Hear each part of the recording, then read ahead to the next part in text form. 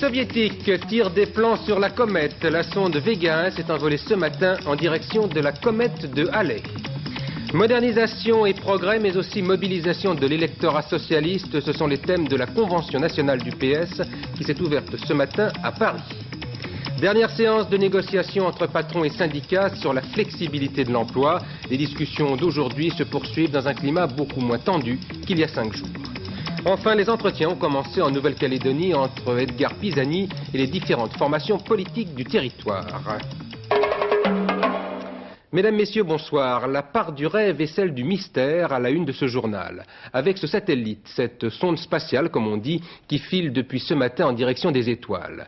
Le rêve, le mystère, mais aussi la science, puisque cet engin soviétique devrait nous permettre de comprendre un peu mieux comment est apparu notre univers. Car Vega 1, c'est son nom, a pour mission d'aller à la rencontre de la fameuse comète de Halley. Vous savez, cette visiteuse à la chevelure de feu qui traverse notre ciel tous les 76 ans. Et pour la première fois de l'histoire du monde, les hommes ont maintenant les moyens de s'y frotter d'un peu plus près. Jacques Violet.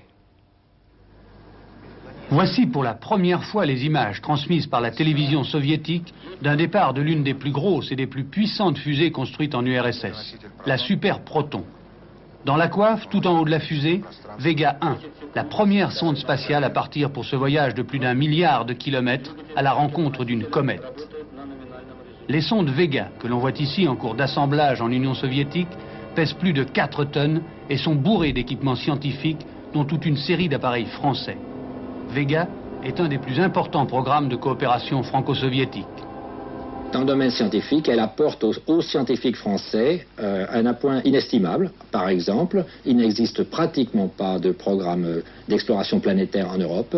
Et par contre, le programme soviétique est important et il nous offre, d'une façon extrêmement avantageuse pour nous, de la place à bord. Sans eux, nous n'aurions pas de participation à l'exploration des planètes, qui est un des grands événements du XXe siècle. En juin 1985, 2 sondes Vega passeront d'abord voir la planète Vénus, l'étoile du Berger. L'engin se séparera en deux, l'un restant au-dessus de Vénus pour transmettre les informations à Terre. Un ballon restera lui à 50 km d'altitude pour étudier l'atmosphère nuageuse, tandis qu'un module se posera sur le sol pour étudier l'activité volcanique. Profitant ensuite de Vénus comme tremplin, les sondes Vega se dirigeront vers la comète de Halley pour le rendez-vous de mars 1986. D'autres engins partiront, 2 sondes japonaises qui passeront à 15 millions de kilomètres et Giotto, la sonde européenne, qui après 238 jours de voyage s'approchera seulement à 500 kilomètres. Hier, le retour des comètes était considéré comme un mauvais présage, annonciateur de toutes les catastrophes. Aujourd'hui, la communauté scientifique internationale donne rendez-vous aux planètes, ces astres chevelus, boules de neige sales formées en même temps que les planètes il y a 4,5 milliards d'années et qui seraient les témoins de l'origine de notre système solaire.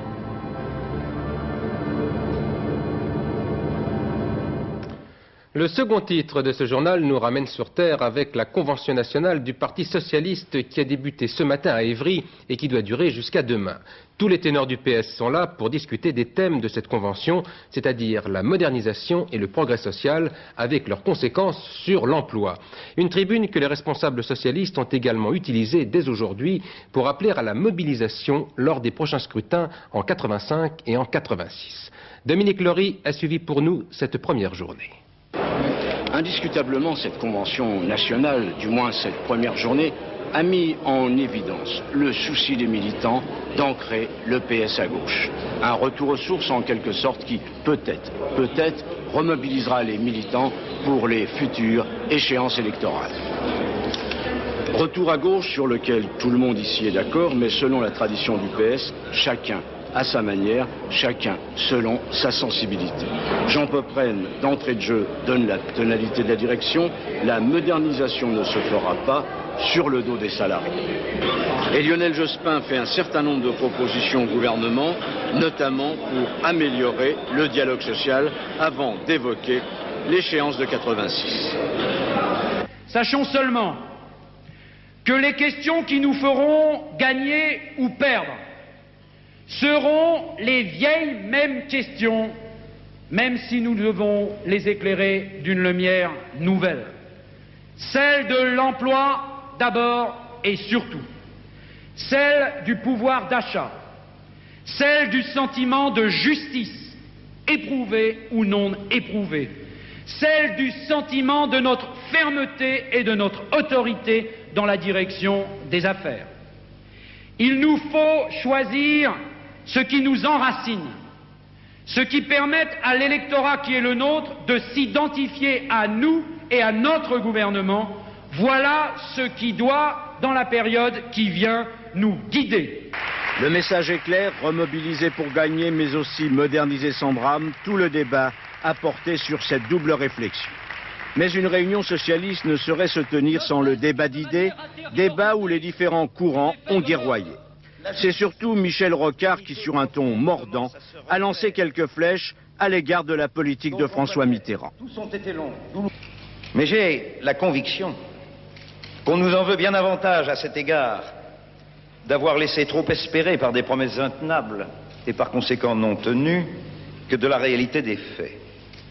Nous payons plus, mes camarades, nos insuffisances d'analyse et notre traitement politique du chômage que son existence même. Nous ne commencerons à regagner la confiance que quand nous aurons le courage de convenir que là, c'est justice. Demain, c'est le Premier ministre qui interviendra. Il lui faudra répondre à la fois aux critiques entendues ici aujourd'hui sur les insuffisances de sa politique sociale et montrer s'il entend prendre en considération les propositions du Parti socialiste. Les représentants des patrons et des syndicats sont réunis depuis ce matin pour ce qui doit être, en principe, la dernière séance de négociation sur la flexibilité de l'emploi. La précédente s'était plutôt mal passée il y a 5 jours et l'on était passé à 2 doigts de la rupture. Aujourd'hui, apparemment, le climat est plus détendu et l'on a abordé les problèmes de fond. Le reportage sur place de Martine Gisson. Nous avons mangé notre pain blanc, nous n'allons pas tarder à manger notre pain noir. Cette formule d'un syndicaliste résume assez bien ce soir l'état des discussions. D'abord, le pain blanc. D'après 4 syndicats, FO, la CFDT, la CFTC et la CGC, les discussions ont progressé tout à la fois sur les conséquences des progrès technologiques et sur l'aménagement du temps de travail. Le pain noir, maintenant, la discussion bute toujours, entre autres, sur le rôle de l'inspecteur du travail en matière de licenciement. Le CNPF voudrait réduire ce rôle, les syndicats ne l'entendent pas du tout de cette oreille. Bref, à cette heure-ci, même si les choses avancent, elles avancent lentement. Je vous le rappelle, s'il n'y a pas d'accord ce soir ou cette nuit, c'est le gouvernement qui devra trancher. Une dernière remarque, enfin, tout au long de cette journée, les partenaires sociaux se sont divisés en 3 clans. D'un côté, un front commun de 4 syndicats, la CFDT, FO, la CGC et la CFTC, prêts à aboutir, mais pas à n'importe quel prix. De l'autre, le CNPF, ouvert mais ferme sur ses principes. Enfin, entre les deux, ou plutôt hors jeu, la CGT, totalement isolée, puisqu'elle a déjà décidé de ne pas signer cet accord.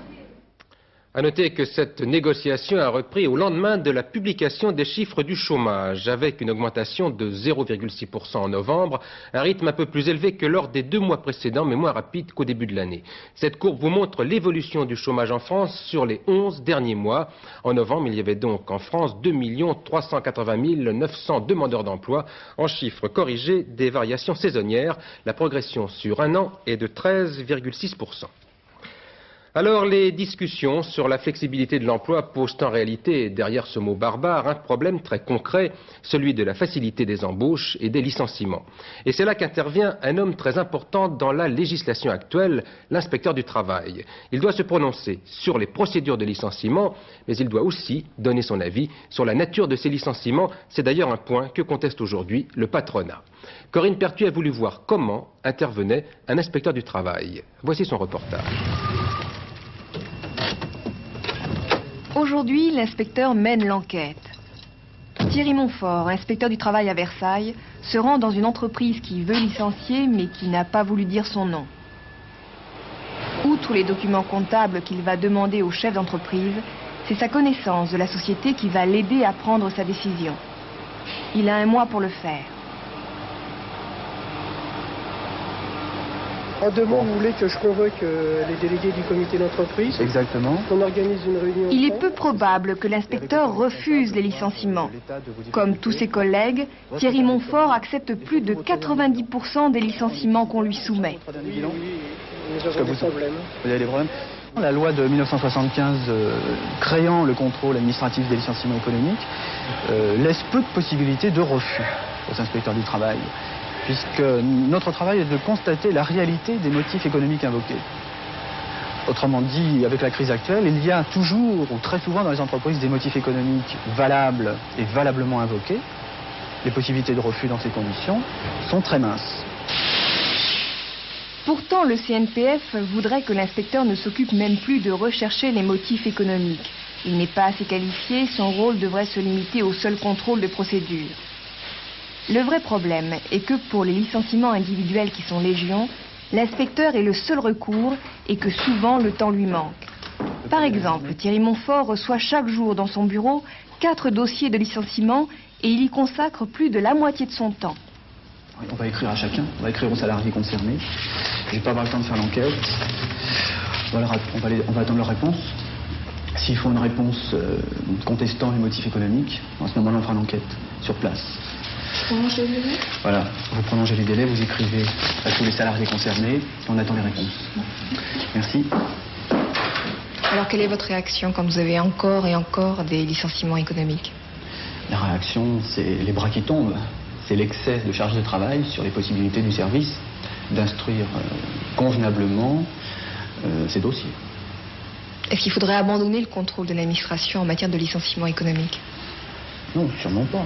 Ce contrôle reste utile. Je pense que sur les 5% des dossiers que nous refusons, le contrôle reste utile et il est dissuasif pour éviter les excès de licenciement en la matière. Ce qui est utile, c'est aussi la discussion qui a lieu quand vous refusez le licenciement, par exemple. Voilà.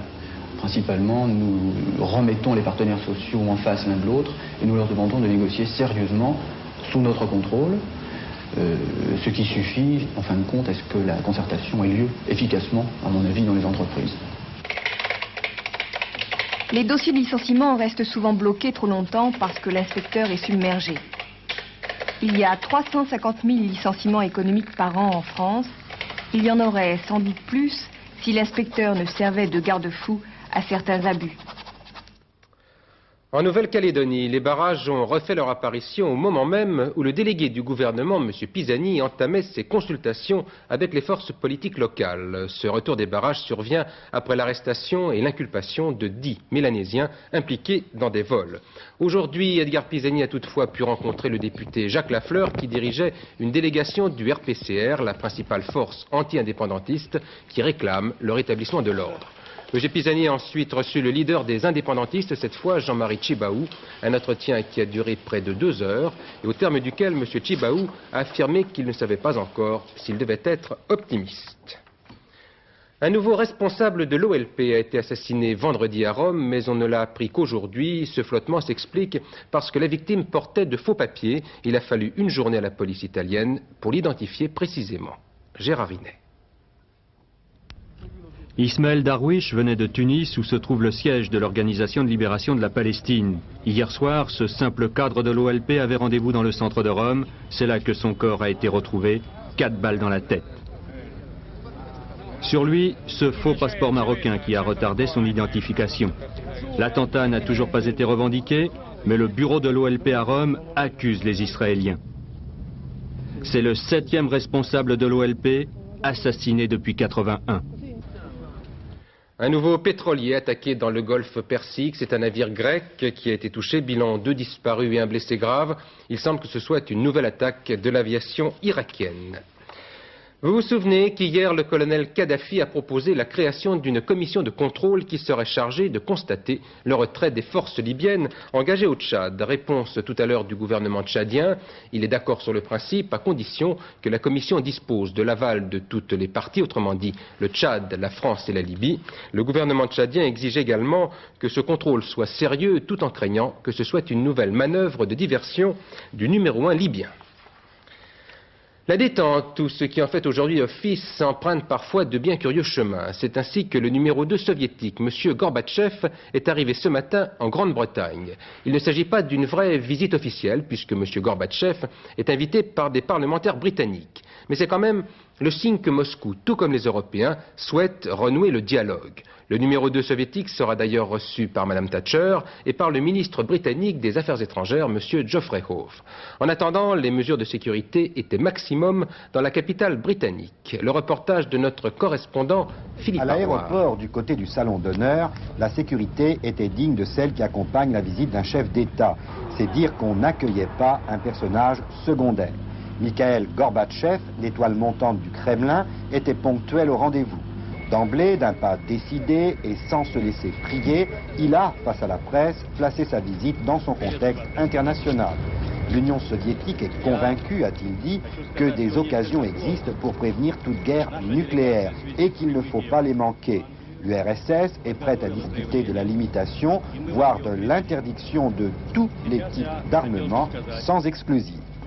Confirmation, c'est bien le début d'un dégel des relations Moscou-Washington et la présence de M. Gorbatchev à Londres prouve qu'au Kremlin, on y attache le plus grand sérieux.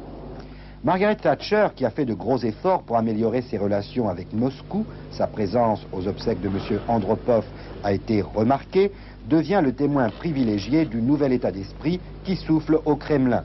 Et puis, en tant que fidèle allié de Washington, elle peut faire passer, si besoin est, un message à M. Reagan qu'elle rencontre justement dans 10 jours aux États-Unis. Quant à M. Gorbatchev, qu'on présente comme le dauphin de M. Tchernenko, sa visite en Grande-Bretagne, la première en 8 ans d'un membre du Politburo, devrait donner plus d'éclat à sa position, encore que sa récente éclipse de la scène politique incite à la prudence.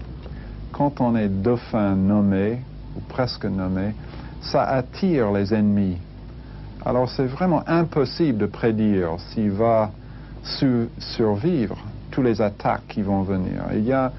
Il a un rival très important, M. Romanov. Il est très jeune, il manque d'expérience, surtout dans les relations extérieures. Et c'est pour ça qu'il est venu aussi, pour se donner un peu plus de poids dans la lutte acharnée qui va certainement se poursuivre. La visite de M. Gorbatchev va durer une semaine au cours de laquelle on scrutera tous les signaux que Moscou envoie à l'Occident par l'intermédiaire de l'un de ses principaux dirigeants. Le droit est bien souvent une notion très théorique pour nous tous, jusqu'au jour où l'on doit y faire appel. Et le plus souvent, nous le faisons par le truchement d'une profession assez mal connue en France, les huissiers de justice qui tenaient aujourd'hui leur première journée d'études. Leur travail, c'est la justice au quotidien. Ce sont eux qui sont chargés d'appliquer les décisions, mais aussi, et cela on le sait moins, ils peuvent conseiller les consommateurs que nous sommes. Paul Lefebvre.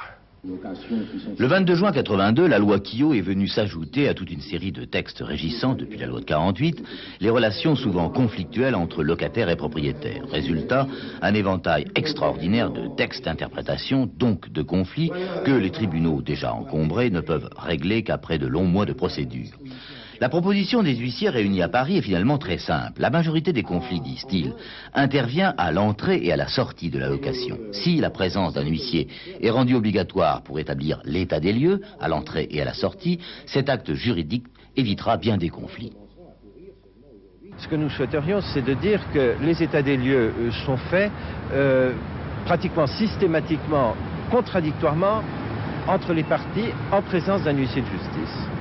Et par conséquent, à partir de ce moment-là, nous pensons pouvoir supprimer bien des litiges, bien des contestations de la part des locataires ou même de la part des propriétaires, les avertir de leurs droits et leur dire quelles sont leurs possibilités. Une objection, le prix. Réponse des huissiers, les quelques centaines de francs que pourrait coûter l'acte ne sont rien finalement à côté du prix de la procédure et surtout de la tranquillité d'esprit du locataire comme du propriétaire. Il y a les gros et les petits voleurs de voitures, et ce sont des gros qui sont fait pincer ces jours derniers en France, un gang qui avait volé plus de 400 voitures neuves revendues pour quelques 40 millions de francs. On a appris hier soir que 34 personnes avaient été interpellées, dont les 2 principaux responsables du trafic. Les explications de Pierre Ly. Dans les années 50, sévissait à Marseille le gang des tractions avant. Aujourd'hui, la police et la gendarmerie viennent de démanteler le gang des Renault. Mais le gang des Renault ne travaillait pas dans le vol à main armée. C'est une bande de trafiquants qui écumait le sud-est de la France depuis 2 ans, par un lucratif trafic de voitures neuves, toutes des Renault, des R5, des R9, R20 ou R30, auxquels ils ajoutaient un petit air d'occasion pour appâter le client. Ils proposaient par petites annonces des voitures à un prix intéressant, soi-disant parce qu'elles avaient peu roulé. Plus de 400 acheteurs ont mordu à l'hameçon. 165 véhicules ont été retrouvés. Il reste donc environ 250 conducteurs qui roulent, sans le savoir, au volant d'une Renault volée.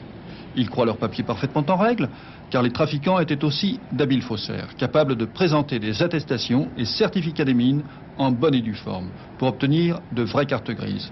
Pourtant, les gendarmes ont découvert un détail qu'ils se gardent de révéler sur un de ces faux papiers, au cours d'un contrôle de routine. Puis, ils ont remonté la filière de Saint-Étienne à Aix-en-Provence et procédé à 33 interpellations. Là, parmi 6 complices écroués, le directeur d'une maison d'import-export, Jean-Claude Emery. On évalue à 40 millions de francs le montant du trafic. Lorsque la bande a été arrêtée, elle était en possession de documents permettant de faire immatriculer 500 Renault neuves. Le sport maintenant, puisque ce samedi on courait au Bois de Boulogne pour le célèbre cross du Figaro. Mais aujourd'hui, ce ne sont que les amateurs qui se pressaient pour fouler les feuilles mortes. Demain, ce sera le tour des spécialistes. Le point sur ce cross du Figaro et sur le reste de l'actualité sportive en compagnie de Henri Elie et en commençant par le rugby avec la rencontre qui opposait l'Australie aux Barbarians en Grande-Bretagne. Ce n'est pas l'essai de Jérôme Gallion, notre demi d'ouverture nationale, retenu dans l'équipe des Barbarians, ni celui de son compère Serge Blanco, l'ailier du 15 tricolore, qui ont empêché les Wallabies de remporter leur 5e victoire consécutive en terre britannique. 37-30, 67 points total, dont 6 essais pour les Australiens, 5 pour les Barbarians. Dans le nouveau stade de Cardiff au Pays de Galles, les Australiens ont donc réussi une remarquable démonstration de leur supériorité. Dès que la menace se fait sentir, ils usent à la fois d'automatisme, d'astuce et de vitesse, comme ici pour marquer l'un de leurs 6 essais par leur ailier Gould. Seule petite déception, ils ne viendront pas se mesurer à l'équipe française avant leur départ pour Sydney.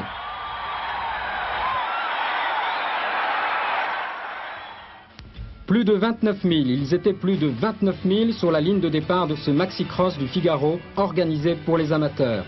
16 km à parcourir, distance habituelle des crosses anglais, sous un ciel bleu et par temps sec. Fort heureusement car la pluie que l'on craignait aurait créé de folles et dangereuses bousculades. 48 minutes pour le vainqueur, un Djiboutien. Demain, ce sera le tour des licenciés avec la plupart des grandes vedettes actuelles. 2 courses italiennes aujourd'hui, comptant pour la Coupe du Monde. La première à Madonna di Campiglio, où l'Allemande de l'Ouest Marina Kiel gagne le slalom géant devant la Suissesse Maria Walliser et sa compatriote Zoe Haas. La seconde à Val Gardena, où l'Autrichien Helmut Höfler remporte la descente, battant le Suisse Konradin Katonen et son compatriote Peter Winsberger. Les tiercés du week-end, maintenant avec d'abord le résultat de celui qui se courait aujourd'hui à Enghien, un bon tiercé puisque le 10, le 16 et le 2 placés dans l'ordre pour 5 francs rapportent 34 987 francs 50. La même combinaison dans un ordre différent ne rapporte plus que 5 278 francs 50, toujours pour 5 francs.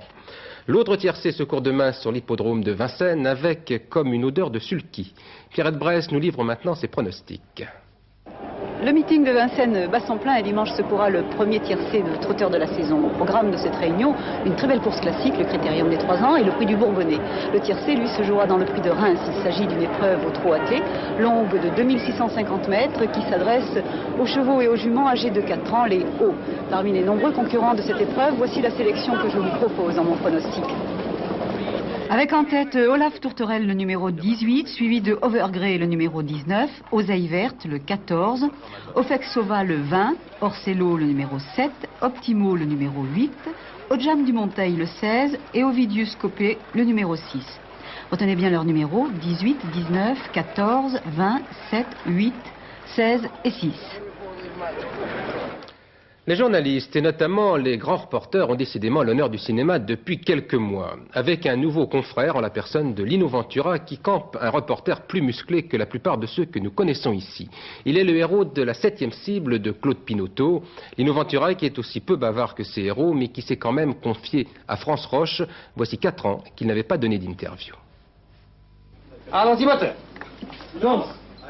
Dans la 7e cible, Lino Ventura joue le rôle d'un homme presque tranquille, en but à des menaces et des agressions auxquelles il répond avec vigueur, vous allez voir. Mais ce à quoi il n'aime pas répondre, ce sont les interviews. Ça marche pas!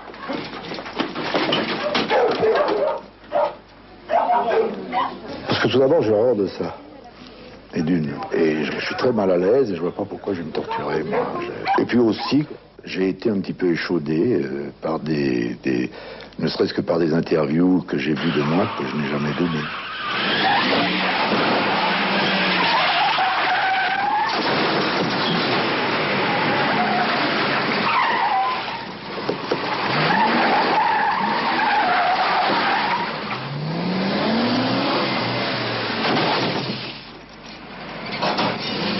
Vous avez tourné une cascade dans ce film et quand on se trouve dans une situation comme celle-là, on a envie d'aller de plus en plus fort, de plus en plus loin. Ça dépend avec qui. C'est vrai qu'avec Rémi Julienne, je peux aller très loin parce que j'ai une confiance aveugle en lui, je veux dire. C'est surtout ça qui compte. C'est d'avoir confiance avec qui vous faites ça. Même avec un simple accessoiriste qui vous dit je vais te faire péter une mine dans les pieds, ça dépend de qui. Avec certains accessoiristes que je connais qui sont des vieux ornards de ce métier, je m'approcherai à 10 cm de la mine parce que je sais que je ne risque rien.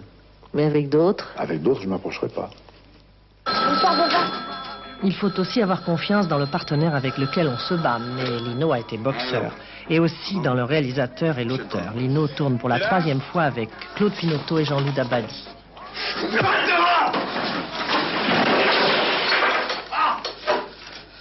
Jean-Loup me connaît parfaitement. Il sait exactement quelles sont mes réactions, et mes colères, mes joies, mes rires ou pas. Je veux dire, mon côté taciturne, ours, enfin tout ce que vous voulez, tout ce dont quoi on m'affuble. Donc c'est déjà plus facile, je pense, pour quelqu'un, pour un écrivain, d'écrire pour quelqu'un qui le connaît bien. À mon avis, la différence, c'est que toi tu la faisais jouir, et moi pas. Vous dites les choses dont on m'affuble. Alors vous n'êtes pas du tout ours, vous n'avez pas de colère, vous n'êtes pas fonceur, si quand même. Je suis un peu menteur. La météo maintenant avec Laurent Boussier qui ne cogne que dans les nuages, lui. Oui, et pour faire la météo de demain, il faut prendre une tranche de temps variable, une tranche de mauvais temps et une nouvelle tranche de temps variable. Vous obtenez un sandwich un peu humide et froid, un sandwich pas très agréable. Regardons la photo satellite.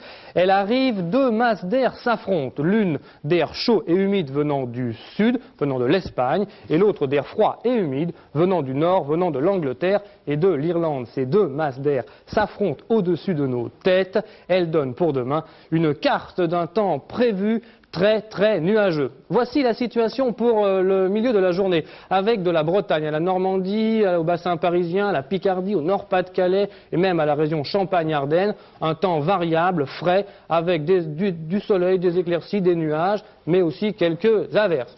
De Nantes à Strasbourg, un temps très nuageux, couvert avec de petites pluies, et enfin sur toute la moitié sud du pays, un temps plus doux avec beaucoup de nuages, quelques éclaircies, mais des ondées qui prendront localement sur les Pyrénées et les Cévennes un caractère orageux. Seule exception à cette règle, la Corse, où il continue à faire très beau. Les pressions sont en baisse, les températures aussi, c'est normal avec ce temps, de 6 à 10 degrés sur la moitié nord. Elles sont également en baisse sur la moitié sud, sauf encore une fois en Corse, 16 degrés à Ajaccio, 18 degrés à Bastia. On aimerait bien y habiter. Voilà. Demain, c'est le dimanche 16 décembre. Le soleil se lève à 8h36, se couche à 16h54. C'est vraiment les journées très courtes et c'est la Sainte-Alice, un très beau prénom.